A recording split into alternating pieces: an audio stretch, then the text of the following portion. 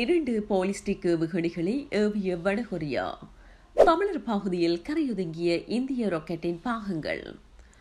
யாழில் கைப்பற்றப்பட்ட பெருமளவு கஞ்சா அளிக்கும் நடவடிக்கை முன்னெடுப்பு. யாழ்ப்பாணம் சர்வதேச விமான நிலையம் ஒரே நாளில் படைத்த பெரும் சாதனை. வெனிசுலாவை ஆக்கிரமித்த அமெரிக்கா நிலைப்பாட்டை அறிவித்த இலங்கை அரசாங்கம்.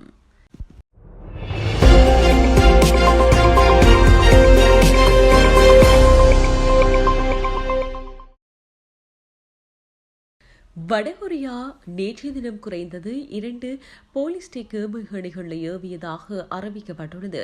தென்கொரிய ஜனாதிபதி லீ ஜே இம்ஜுங் சீனாவுக்கு அரசுமுறை பயணம் ஒன்றை தொடங்கிய நாளிலும் அமெரிக்கா வெனிசுலாவில் தாக்குதல் நடத்திய சில மணி நேரங்களுக்கு பின்னர் இந்த ஏவுதல் நடத்தப்பட்டுள்ளது.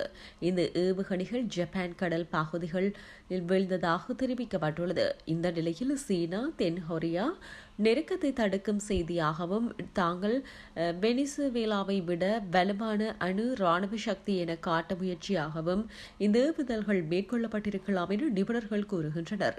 தென்கொரியா மற்றும் ஜப்பான் ஆகிய நாடுகள் இந்த நடவடிக்கையை கடுமையாக கண்டித்துள்ளன. அமெரிக்கா இது உடனடி அச்சுறுத்தல் அல்ல என்றாலும் ஆலோசித்து வருவதாக தெரிவித்துள்ளது. இதற்கிடையில் வடகொரியா ஜனாதிபதி கிம் ஜாங் யுன் வரவிருக்கும் கட்சி மாநாட்டுக்கு முன் ஆயுத உற்பத்தி மற்றும் சோதனைகளை தீவிரப்படுத்தி வருகின்றார் என தகவல்கள் வெளியாகியுள்ளன. மட்டக்களப்பு ஓந்தாச்சிமடம் கடற்கரையில் கரையொதுங்கிய நிலையில் இந்திய ராக்கெட் பாகங்கள் மீட்கப்பட்டுள்ளதாக தெரிவிக்கப்பட்டுள்ளது. இந்தியாவின் சந்திரிகா ராக்கெட் விண்ணில் ஏவப்பட்ட போது அது வெடித்து சிதறிய பாகங்கள் மட்டக்களப்பு ஓந்தாச்சி மடம் கடற்கரையில் நேற்றைய தினம் கரையொதுங்கியுள்ளது. இதனை கடற்படையினர் மீட்டெடுத்துக் கொண்டு சென்ற வேளை இதன் இன்னொரு பாகம் திருகோணமலை ஷம்பூர் மலைமுந்தல் கடற்கரையில் கடந்த மாதம் 28ஆம் தேதி கரையொதுங்கிய நிலையில் மீட்கப்பட்டுள்ளமை குறிப்பிடத்தக்கது. யாழ்ப்பாணம் பரத்தைத்துறை நீதிமன்றத்தினால் கஞ்சா அளிக்கும் நடவடிக்கை முன்னெடுக்கப்பட்டுள்ளது. குறித்த நடவடிக்கையானது நேற்றைய தினம் மேற்கொள்ளப்பட்டுள்ளது. இந்தியாவில் இருந்து கடல் வழியாக கடத்தி வரப்பட்ட கேரள கஞ்சா பருத்தித்துறை மற்றும் வல்வனைத்துறை போலீசாரினால் கைப்பற்றப்பட்டு நீதிமன்ற நடவடிக்கைக்கு உட்படுத்தப்பட்டது.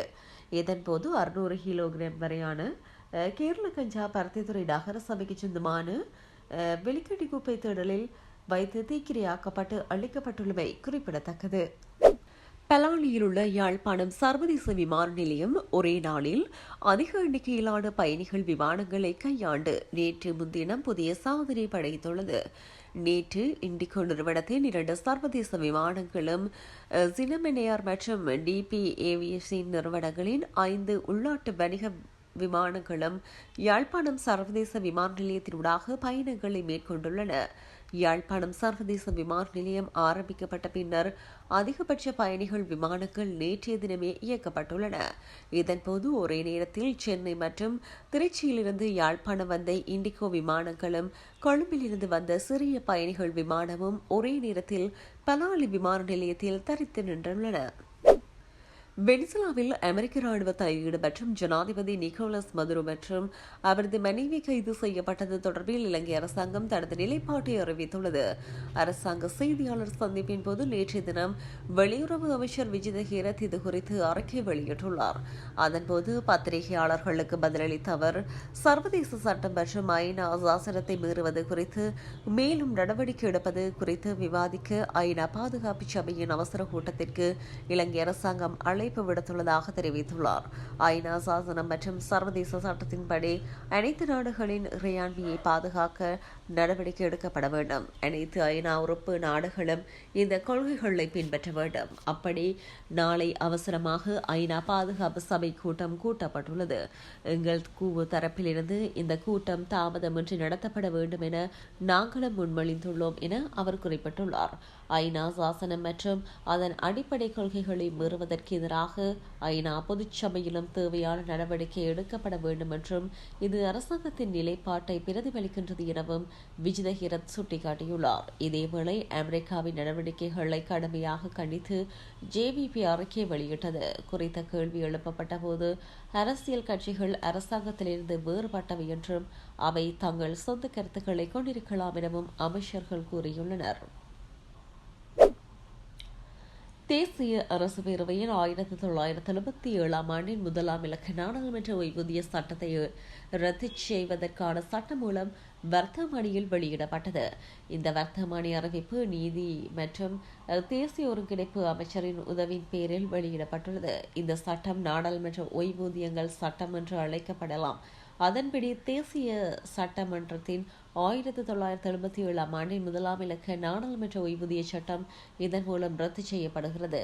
சந்தேகத்தை தவிர்ப்பதற்காக இந்த சட்டம் மூலம் தொடங்குவதற்கு முன்னர் 1977 ஆண்டின் 1ஆம் இலக்க நாடாளுமன்ற ஓய்வூதிய சட்டத்தின் விதிகளின் கீழ் 1982 ஆண்டின் 1ஆம் இலக்க சட்டத்தின் பிரிவு 9 விதிகளின் கீழ் அல்லது 1990 ஆண்டின் 47ஆம் இலக்க சட்டத்தின் பிரிவு 9 விதிகளின் கீழ் ஓய்வூதியம் பெற உரிமை பெற்ற எந்த ஒரு நபரும் மேற்கூறிய விதிகளின் கீழ் ஓய்வூதியம் பெறுபவர்களும் இந்த சட்டம் தொடங்கப்பட்ட திகதியிலும் அதற்கு பிறகும் அத்தகைய ஓய்வூதியத்தை பெறுவதை நிறுத்துவார்கள் என்று இதன் மூலம் அறிவிக்கப்பட்டுள்ளது.